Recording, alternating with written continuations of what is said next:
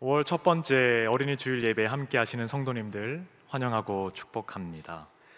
오늘은 자녀를 찾습니다라는 제목으로 하나님께서 우리에게 은혜 주시기를 원합니다. 여러분 혹시 물건을 잃어버리신 적이 있으십니까? 제가 지난주에 핸드폰을 잃어버려서 한참 찾았던 적이 있습니다. 요즘 같은 시대에는 이제 핸드폰에 많은 정보들이 저장이 되어 있기 때문에 핸드폰을 잃어버리게 되니까 여간 불편한 것이 아니었습니다. 제일 급한 거는 이제 먼저 연락이 되질 않는 거죠. 막 성도님들께 전화가 오는데 제가 전화 통화를 이제 할 수가 없으니까 마음속으로 막 상처를 받았다고 하시는 분들도 계시고, 목사님 어디 계세요? 막 이렇게 연락하시는 분들이 계셨습니다. 핸드폰으로 통화, 문자가 안 되는 것은 물론이고요, 또 연락처들이 핸드폰에 저장이 되어 있기 때문에 연락처가 이제 하나도 없게 되었던 것이죠. 그 외에도 은행 업무나 물건을 산다든지 이러한 것들, 불편한 것이 한두 가지가 아니었습니다. 그런데 이러한 모든 것을 뛰어넘는 편리한 점이 하나가 있었는데요, 바로 핸드폰으로부터 자유로워졌다는 겁니다. 핸드폰을 가지고 있으면 꼭 필요한 연락 외에 스팸 문자, 스팸 전화 이런 것들이 많이 오잖아요. 그리고 또 남는 시간에는 뭐 하시죠? 핸드폰으로 유튜브 많이 보시죠. 영상을 보거나 별로 생산적이지 않은 그렇게 시간을 소비하게 됩니다. 핸드폰이 이제 제가 없으니까요, 꼭 필요한 연락은 교회에 있는 이제 유선 전화로 전화를 하고, 카톡은 컴퓨터로 확인을 하고, 그러다 보니까 이제 남는 시간들이 있잖아요. 시간들이 남게 되니까 오히려 성경과 말씀과 또 책을 가까이 하게 되었습니다. 핸드폰을 잃어버렸지만 낭비하지 않는 삶의 여유를 되찾는 시간이 되었습니다. 그리고 지금은 다시 핸드폰을 잘 찾아서 잘 사용을 하고 있습니다. 가끔은 이렇게 핸드폰을 잃어버려도 좋겠다라는 생각이 듭니다. 잃어버린 적이 있는 것은 물건뿐만이 아니었는데요, 제 아들이 지금 이제 초등학교 2학년입니다. 쉬는 날 이렇게 아들과 함께 놀이터에서 놀다 보면은 아들 친구들이 같이 와서 이제 숨바꼭질을 하자고 막 같이 옵니다. 그러면 이제 아들이 친구랑 술래잡기를 하죠. 숨바꼭질을 하죠. 그러면 여기저기 숨을 곳을 찾다가 저 멀리 뛰어가서 이제 숨습니다. 그리고서 이제 술래가 이제 한참을 찾죠. 한참을 찾다가 이제 제 아들을 찾지 못하면 뭘 부르죠? 못 찾겠다? 꾀꼬리를 이제 외칩니다. 못 찾겠다 꾀꼬리 이렇게 외치는데 아들이 이제 보이질 않는 거예요. 나오질 않는 겁니다. 그럼 제 마음이 어떻습니까? 이제 조마조마해지죠. 계속 못 찾겠다 꾀꼬리를 불러도 아들이 나오지 않으면 제 마음이 막 다급해집니다. 그럼 다급하게 이제 막 아들의 이름을 부릅니다. 세연아 어딨니? 세연아, 막 이렇게 이름을 부릅니다. 그러면은 저 멀리서 이제 아들이 걸어 나오는데요, 아들의 모습을 보면은 그제서야 이제 아빠의 마음에 안도감이 드는 것이죠. 아들이 멀리 있어서 술래에 못 찾겠다 꾀꼬리 소리를 못 들은 것입니다. 잠깐 아들을 잃어버렸지만 이 아들을 잃어버리는 것으로 인하여서 아들에 대한 사랑의 마음을 다시 한번 발견할 수 있었습니다. 우리는 무엇인가를 잃어버렸을 때 그제서야 비로소 그것의 가치를 알게 되는 경우가 있습니다. 오늘 본문도 요셉과 마리아가 아들 예수를 잃어버렸다 찾는 장면이죠. 예수님께서는 부모님과 함께 유월절 절기를 지키기 위해서 예루살렘으로 올라가고 계셨습니다. 당시 13세 이상의 유대인 남자는 3대 절기인 유월절, 또 오순절, 장막절에는 예루살렘에 올라가서 하나님 앞에서 제사를 드려야 했습니다. 그리고 여인들과 12살 미만의 어린 아이들은 이것이 의무가 아니었지만은 가장과 같이 함께 동석하는 것이 관례였습니다. 이때 아마 친척, 친지들 이렇게 일행을 이루어서 이동을 했기 때문에 가족들과 무리를 지어서 갔을 것입니다. 이처럼 요셉과 마리아는 해마다 유월절이 되었을 때에 어린 아들 예수를 데리고 함께 예루살렘으로 올라갑니다. 아마도 이제 가족들 사이에 있었으니 어린 예수가 어디에 있었는지 신경을 쓰지 않았던 모양입니다. 아마 친척들 사이에 예수가 있겠거니 생각을 했던 것이죠. 근데 절기를 마치고 돌아가는 길에 살펴보니 아들 예수가 없는 겁니다. 예루살렘에서 나와 하룻길을 간 후에도 예수를 찾지 못하자 다시금 발걸음을 돌려 예루살렘으로 올라가고 있습니다. 예수를 잃어버린 그 요셉과 마리아의 마음은 어땠을까요? 아마도 자녀를 걱정하는 모든 부모님들의 마음처럼 이 아들 예수를 찾기 위해 사방팔방 온종일 뛰어다녔을 겁니다. 그렇게 아들을 찾기 위해 헤매던 중 3일째 되던 날 요셉과 마리아는 드디어 잃어버린 자녀를 찾게 되죠. 얼마나 마음을 졸이며 예수를 찾았을까요? 그리고 요셉과 마리아는 이 예수를, 아들을 찾았다라는 안동감에 또한 눈물을 흘리지 않았을까요? 우리는 무엇인가 잃었다가 찾았을 때 비로소 잃어버린 것의 소중함을 알게 됩니다. 예수를 찾아 헤매던 요셉과 마리아의 마음, 그리고 우리에게 주신 자녀를 통해 우리는 하나님 아버지의 마음을 깨닫게 됩니다. 근데 자녀된 우리의 모습을 한번 보십시오. 잃어버린 두 아들의 비유에 나온 것처럼 아버지의 뜻을 제대로 이해하지 못하고 또한 세상을 쫓아서 집 밖으로 나아가는 것이 바로 우리들의 모습입니다. 이러한 부모의 마음을 아는지 모르는지 어린 예수는 성전에서 선생들과 대화를 나누고 있었습니다. 대화를 나누는 것뿐만이 아니라 그 대화의 중심에서, 한가운데서 대화의 중심이 되었습니다. 선생들은 예수께 듣기도 하며 또 묻기도 했는데 듣는 자가 그 지혜와 대답을 다 놀랍게 여겼다라고 성경은 말합니다. 12살의 어린 예수가 율법 학자들과 놀라울 정도로 지혜로운 이야기를 나누고 있었던 것이죠. 이처럼 예수님은 어린 시절부터 하나님과 영적인 친밀함을 유지해 오셨습니다. 우리 자녀들이 믿음에서, 이 믿음 안에서 자라기 위해서는 이러한 하나님과 영적인 친밀감이 있어야 합니다. 그렇게 하기 위해서는 부모된 우리가 먼저 하나님과 영적인 친밀감이 있어야 합니다. 한마디로 말해서 우리 부모들이 삶에서 신앙의 본을 보여야 한다는 말씀입니다. 그래서 부모는 먼저 영적으로 건강한 환경을 우리 자녀들에게 보여주는 것이, 만들어주는 것이 중요합니다. 요즘 부모들을 보면요, 자녀들의 학업에 엄청난 관심과 열심을 보이고 있습니다. 그런데 자녀들의 신앙에 대해서는 그렇게 많은 관심을 가지지 않는 것 같습니다. 우리는 학업에 대한 열정을 학구열이라 부르죠. 학구열이라 부르는데요, 저는 그것을 학구열이라고 보지 않고요, 좋은 대학을 가기 위한 학령열이라고 부르고 싶습니다. 왜요? 좋은 대학을 나와야 좋은 직장을 취직할 수 있고 또 좋은 직장에 취업을 해야 돈을 많이 벌 수 있다는 생각이 이미 우리 머릿속에 있기 때문에 어려서부터 우리 자녀들을 학원으로, 과외로 보내고 있는 것입니다. 제가 아동부 사역을 할 때 우리 초등부 학생들의 학원을 7개, 8개 이렇게 다니는 것을 봤어요. 수학이 끝나면 영어학원, 영어가 끝나면 국어학원, 국어 끝나면 과학, 과학 끝나면 미술, 미술 끝나면 체육, 체육 끝나면 역사, 역사 끝나면 태권도, 태권도 끝나면 미술. 주중에는 이렇게 막 학원을 보냅니다.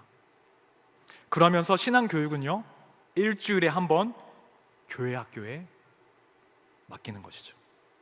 일주일 동안은 신앙과 동떨어진 삶을 살면서 일주일에 한 번 이 1시간 교회 학교에 자녀를 맡기고 자녀들이 신앙으로 성장하기를 원하고 있습니다. 하루는 24시간이죠. 일주일은 168시간입니다. 일주일 168시간에 1시간을 교회 학교에 자녀를 맡기면서 자녀의 신앙이 성장하기를 바란다? 꿈 같은 소리입니다.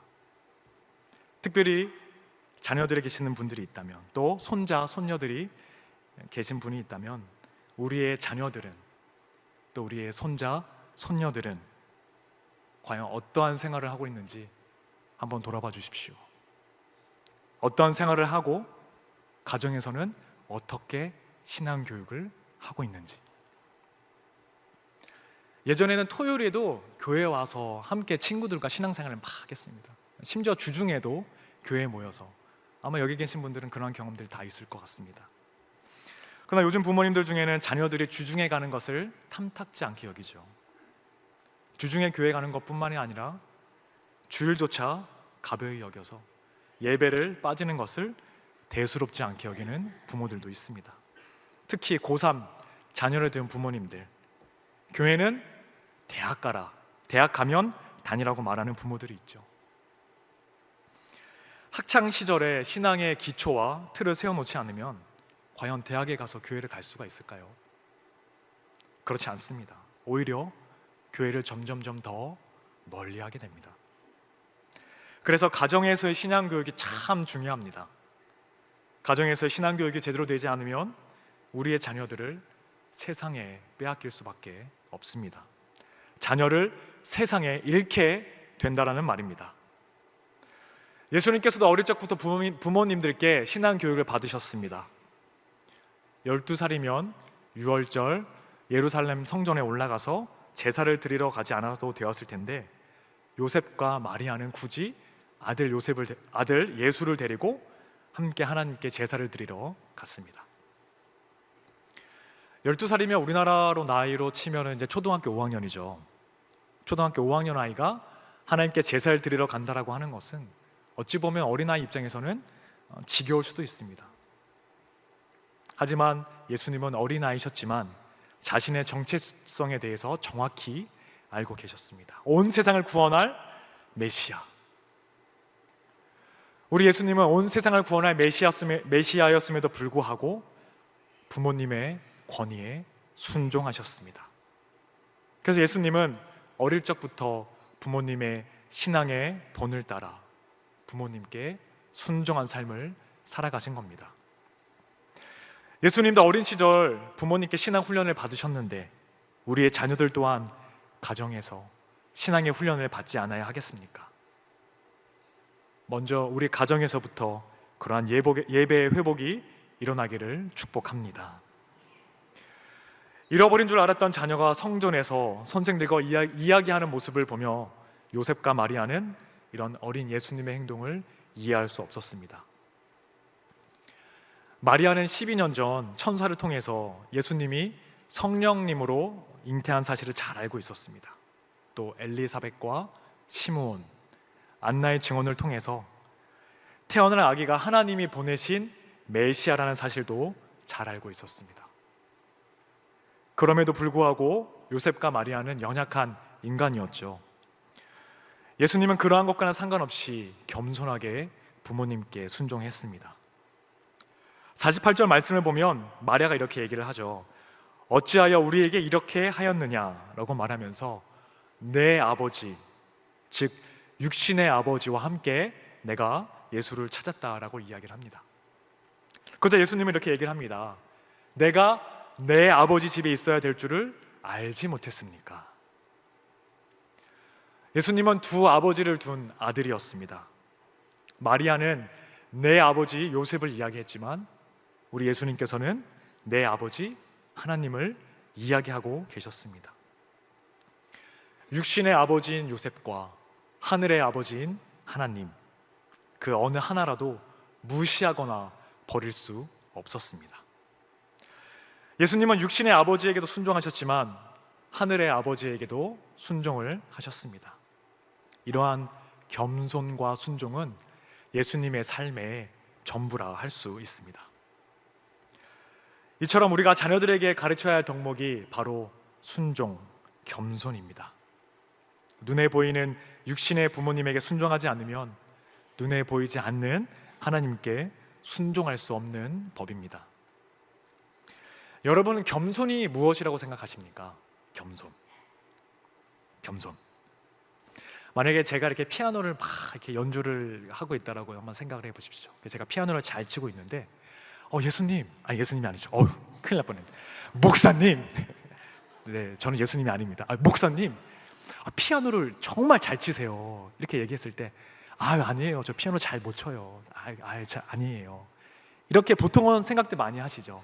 잘하는데 누가 잘해요 하면은 잘 못해요, 아니에요, 이렇게 말하는 걸 우리는 겸손이라고 생각을 하죠. 근데 이런 것은 겸손이 아닙니다.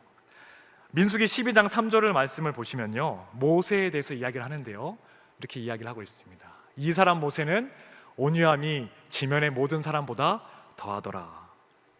근데 여기서 온유함이라는 단어를요, 히브리어에서 찾아보면 온유함이라고 해석을 할 수도 있지만 겸손함이라는 뜻도 가지고 있습니다. 그래서 영어 성경인 킹 제임스 버전에서는 온유함이라는 뜻인 meek이라는 영어 단어를 사용했지만 NIV와 NLT에서는 겸손이라는 뜻인 humble이라는 단어를 사용하고 있습니다. 달리 말하면 이 사람 모세는 겸손함이 지면의 모든 사람보다 더하더라고 말씀을 이야기를 할 수 있는 것이죠. 하나님께서는 불타는 떨기나무에서 모세를 부르셨죠. 그리고 모세에게 이스라엘 백성들을 이끌고 애굽에서 탈출할 것을, 출애굽할 것을 5번이나 이야기하셨습니다. 그러나 모세는 하나님의 부르심을 거절합니다. 하나님, 내가 누구이기에 이 바로에게 가서 이스라엘 자손을 애굽에서 인도해낼 수 있겠습니까? 사람들이 나를 보낸 자의 이름이 무엇이라고 묻는다면 내가 무엇이라고 말하겠습니까? 그들이 나를 믿지 않고 또 내 말을 듣지 아니할 것입니다. 결국 모세는 이렇게 대답을 하죠. 나는 본래 말을 잘하지 못하는 자입니다. 주님, 보낼 만한 자를 보내십시오. 정말 잘할 수 없어서 말하는 것입니다.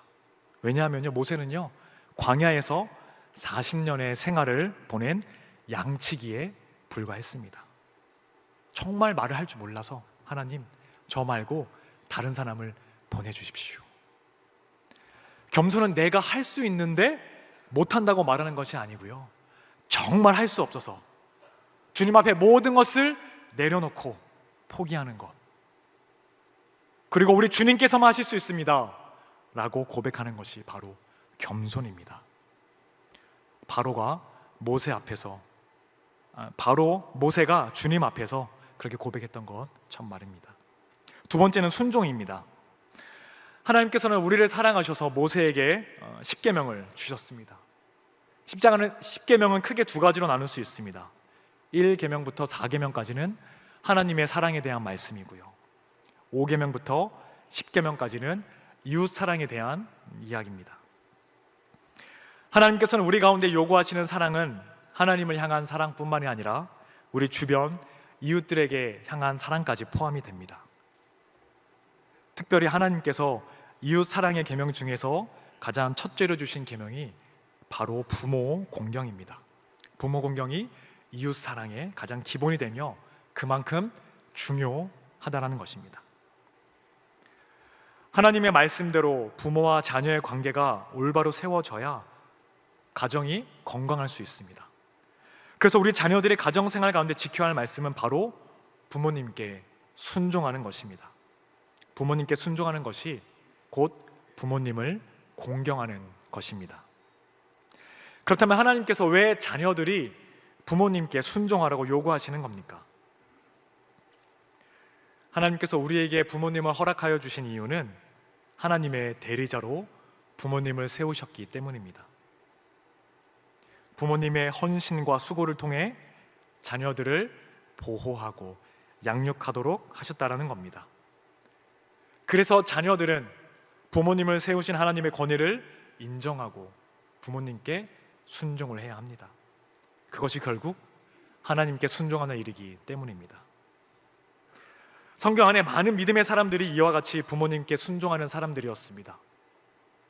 이삭은 아버지 아브라함이 자신의 목숨을 거두는 순간까지 순종을 했고요, 사무엘은 어린 시절부터 가족과 떨어져서 성막에서 지내야 하는 그 부모님의 말씀에 순종했습니다. 순종의 최고봉은 바로 우리 예수님이십니다. 예수님께서는 이 땅에서의 삶을 살아가시면서 순종의 본을 보여주셨습니다. 하나님이신 예수님께서 무능한 아기의 몸을 입고 이 땅에 태어나셨습니다.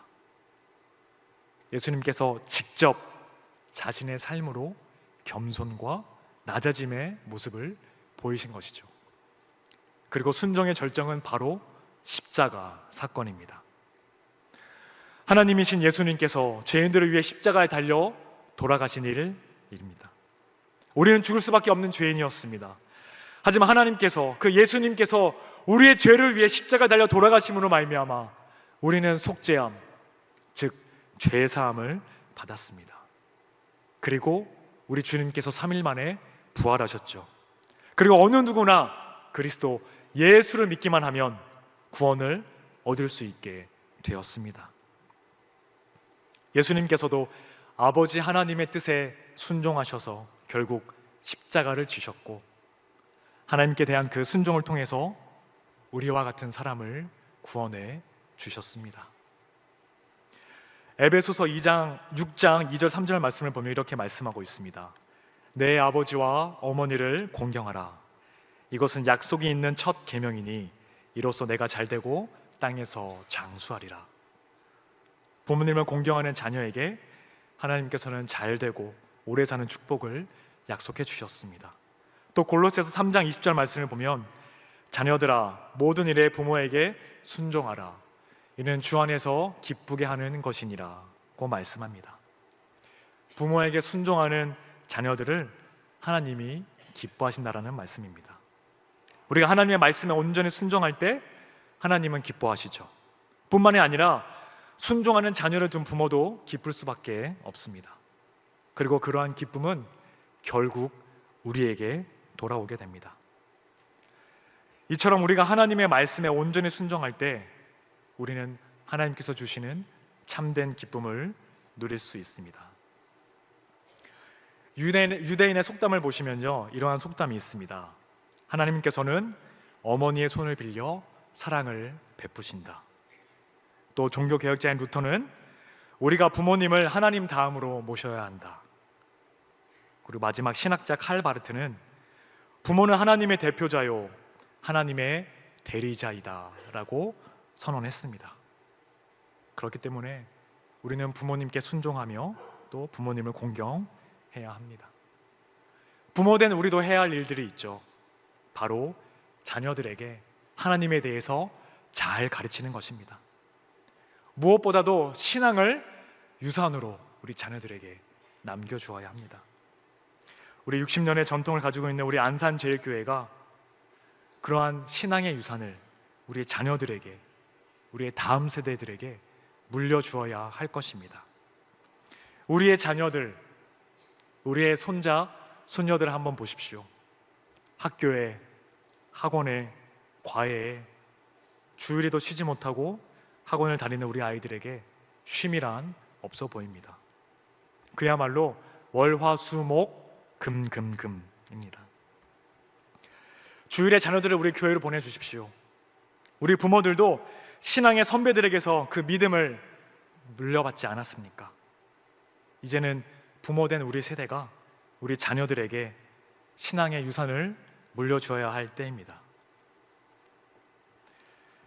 마지막으로 저희 교회 성도님의 가정 이야기를 끝으로 설교를 마무리하라고 합니다.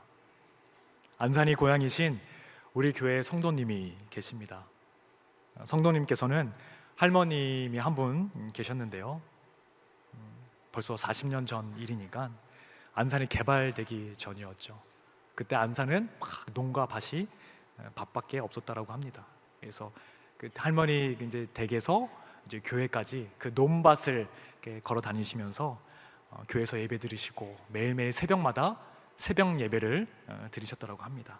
그리고 혹여나 새벽 예배를 나가시지 못하는 날에는 예배 시간에 맞춰서 일어나셔서 새벽 예배 나가시는 그 복장을 다 갈아입으시고 집에서 홀로 예배를 드리시고 기도하셨다고 합니다. 당시 20대의 청년이었던 그 성도님은 할머니와 함께 방에서 이제 주무시기도 하시고 함께 생활을 하셨다고 합니다. 그때는 이 성도님은 하나님을 믿지 않았다고 합니다. 예수님을 몰랐었죠. 할머님께서는 매일 밤마다 찬송을 부르시고 기도하시면서 잠자리에 주무셨다고 합니다. 그래서 그 성도님은 매일 밤마다 할머니의 찬송과 기도의 소리를 들으시면서 주무셨다고 합니다. 그러던 어느 날 우리 성도님께서 이제 주무시고 다음날 아침이 되어서 일어나 보니 할머니께서 이렇게 기도의 자세로 이렇게 무릎을 꿇고 기도를 하고 계시다라는 겁니다. 그래서 이제 할머니를 이제 불렀죠. 기도를 하시길래 할머니, 할머니 이렇게 부르셨는데 할머니께서 꼼짝도 하지 않고 가만히 계시다라는 겁니다. 그 자세에 다가가서 할머니의 모습을 보니 기도하신 모습 그대로 하나님의 부르심을 받으신 겁니다. 우리 할머니께서는 교회를 위해서 기도하셨고, 또 자녀들을 위해서 기도하셨고, 또 손자, 손녀들의 구원을 위해, 신앙을 위해 그렇게 기도하시다, 늘 기도하시다, 기도하신 자세 그대로 하나님의 부르심을 받으셨습니다. 우리 이러한 할머님, 우리 믿음의 신앙의 선배들이 있었기에 지금의 안산제일교회가 있는 줄로 믿습니다. 믿지 않던 그 청년은 어떻게 되었을까요? 40년의 세월이 이제 지난 후에 우리 안산제일교회 장로님이 되셔서 우리 안산제일교회를 섬기시고 계십니다. 우리 교회는 이러한 믿음의 부모님, 믿음의 선배님들이 계신 교회입니다. 이제는 세상에 잃어버린 우리의 자녀들을 찾아야 하지 않겠습니까? 우리 자녀들을 위해 기도해야 하지 않겠습니까? 오늘도 사람을 찾는 일에 귀하게 쓰임받는 저와 여러분 되시기를 주님의 이름으로 축복합니다. 사랑하는 주님, 자녀를 잃어버린 부모님의 마음처럼 주님께서는 우리를 기다리셨습니다. 우리가 주님의 자녀 되기를 원합니다. 또한 우리에게 주신 귀한 선물인 자녀에게 신앙의 본을 보이며 가정을 위해 기도하는 주의 백성들 되게 하여 주옵소서. 예수님의 이름으로 기도드립니다.